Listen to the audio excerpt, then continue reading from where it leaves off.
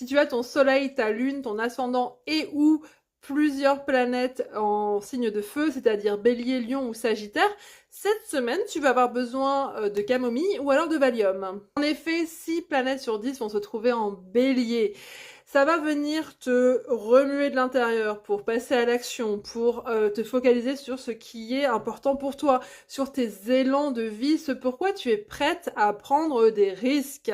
ce pourquoi tu as envie d'être beaucoup plus spontanée. Si tu as déjà tendance à être trop spontané, à ne pas assez réfléchir avant d'agir, cette semaine, fais attention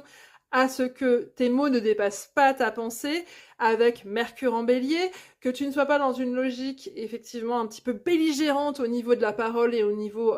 du mental. Vraiment attention à ne pas être dans cette logique de colère ou cette logique effectivement un petit peu trop d'impulsivité, de spontanéité. Reste ancré, et si tu sens que tu es un peu trop dans les tours, eh bien fais attention à revenir dans le corps, à revenir avec de la méditation, avec du yoga, avec, si tu sens que tu as trop d'énergie, avec de la boxe dans des coussins ou dans un sac de boxe si tu peux aller à la salle de sport. Défoule-toi, fais du jogging, vraiment lâche cette énergie cette semaine, mais prends quand même l'essentiel de ce qui va se passer, puisque là, tous ces placements qui font un peu la préface du début de l'année qui, je te l'ai déjà dit, commence pour moi avec Uranus en Gémeaux le 25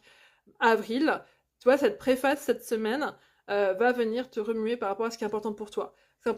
ce soit d'un point de vue collectif avec ce qui se passe dans le monde et ce qui est absolument inacceptable, et là où on doit quelque part se positionner et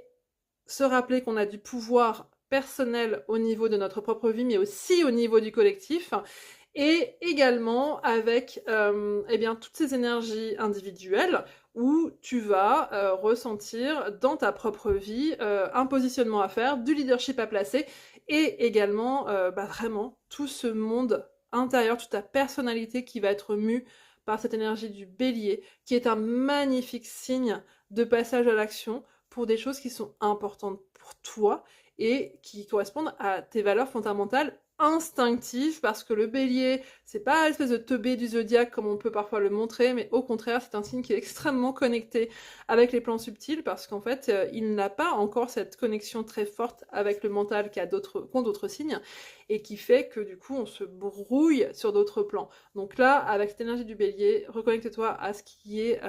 instinctif, ce qui est vital pour toi, mais attention à ne pas aller trop vite et attention à ne pas être dans la colère ou l'agressivité. Bonne semaine à toi!